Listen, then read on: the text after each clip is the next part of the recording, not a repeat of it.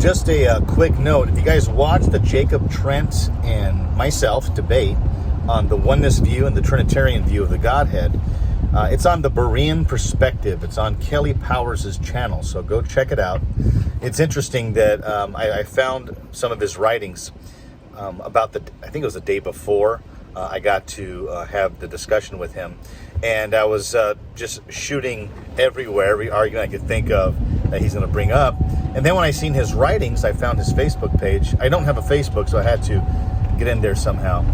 And I seen his writings. I'm like, wait a minute. This is his strongest arguments? He had 5 or 6 arguments. And I'm like, these are the weakest arguments I've ever seen. It's ignoring the context, and I'll be ready for him.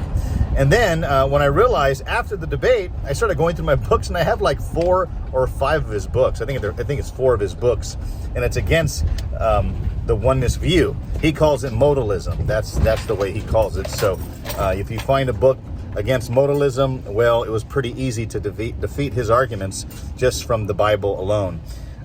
He's really depending on church history, the majority, and he's not looking at the Bible as his sole authority, because he needs someone else to tell him what it says and what it means and its interpretation, and instead of letting the Bible interpret itself.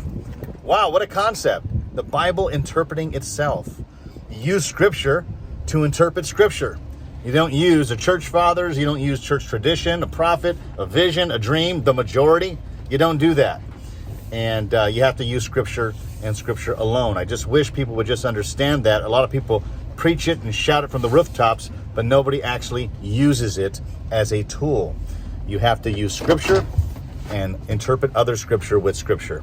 It's pretty basic. It's pretty easy. Go watch the debate. Every time I say debate, I stutter. Go watch the debates. Kelly Powers' channel, Berean Perspective, Jacob Trent versus Robert Bolog. That's me. God bless.